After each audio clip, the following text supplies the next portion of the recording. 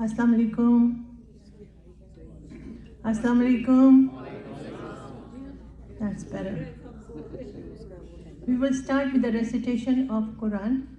Hamza Ghazali is 15 years old and is 9th grade. He will be doing the recitation of Quran. You will meet a lot of Ghazalis today.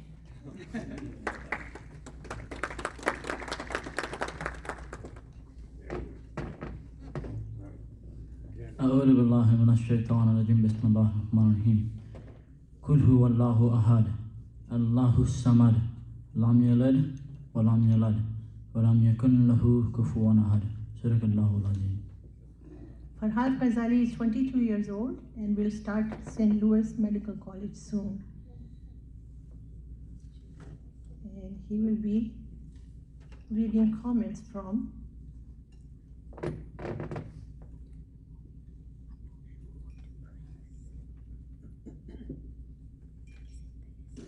National President of Khalid Saeed, who couldn't be here. He's gone for Umrah. So please pray for him and his wife for safe return. Assalamu alaikum, everyone.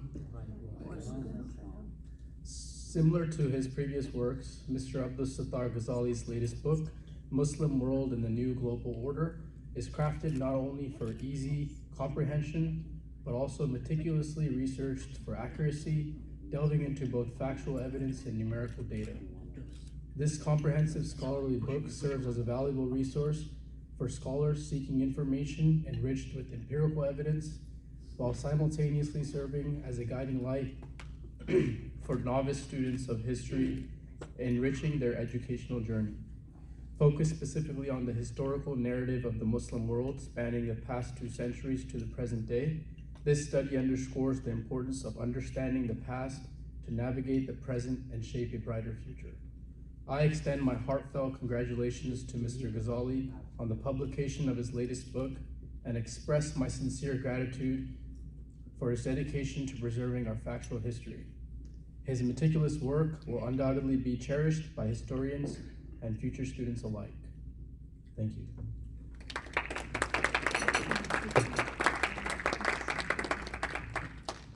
I would now like to invite Roohi Asim, who would be reading the comments from Dr. Mahboob Khawaja. Roohi, please join us.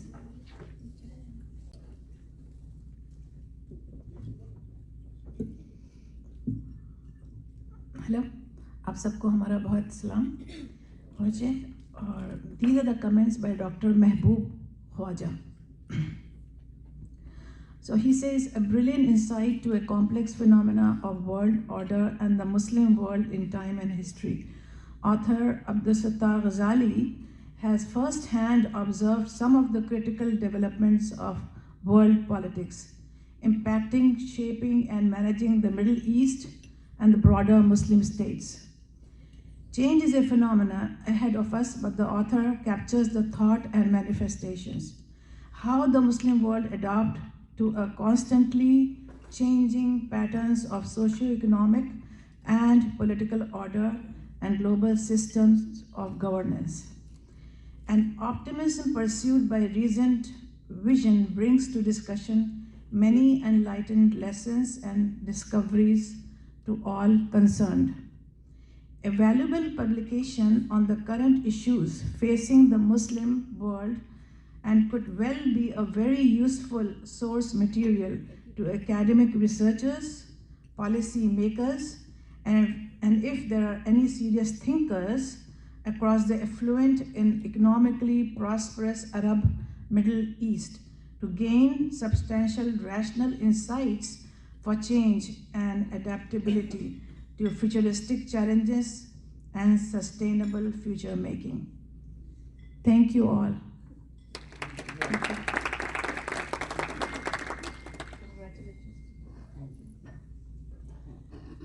Now I need your prayers, because if I pronounce this young lady's name, she might kill me.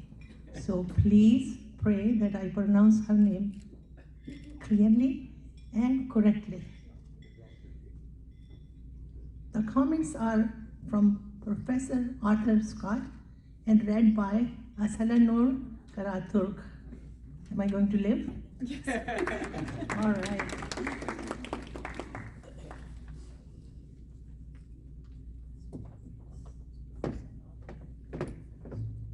Thank you, that was pronounced perfect. I will be reading the commentary from Professor Arthur Scott.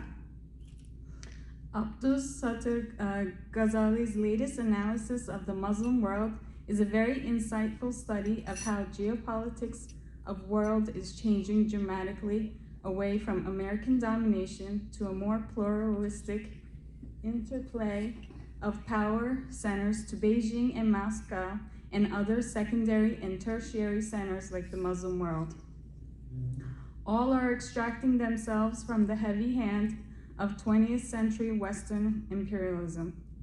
He describes this shift as the democratization of the world order emerging by 2030.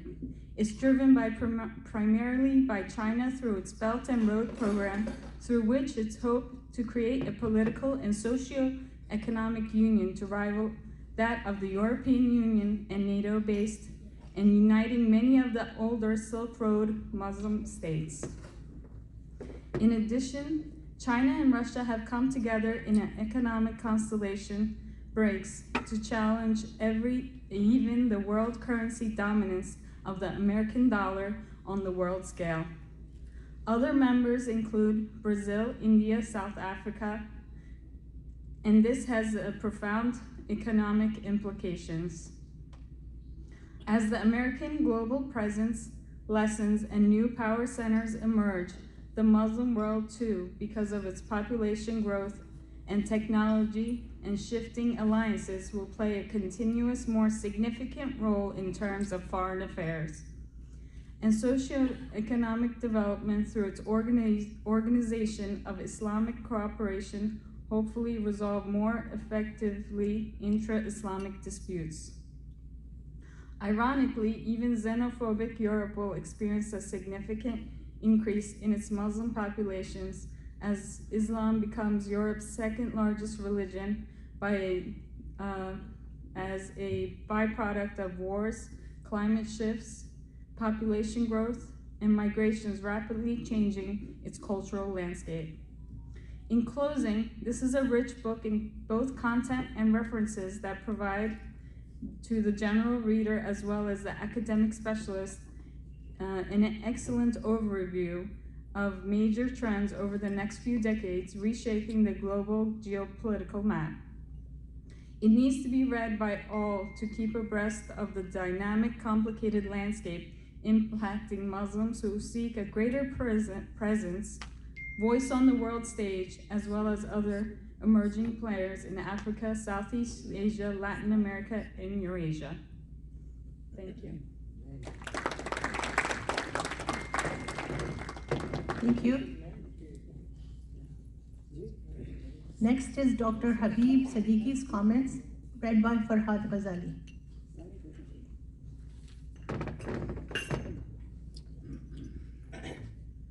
Of the 15 chapters in Ghazali's book, the first 7 chapters deal with Turkey because of its pivotal role in the Muslim world for nearly 5 centuries. In this regard, one may be reminded by the speech of the US President Bill Clinton at the Turkish Grand National Assembly in 1999, when he said, "Turkey's past is the key to understanding the 20th century, but more importantly, I believe Turkey's future will be critical to shaping the 21st century." Is he right?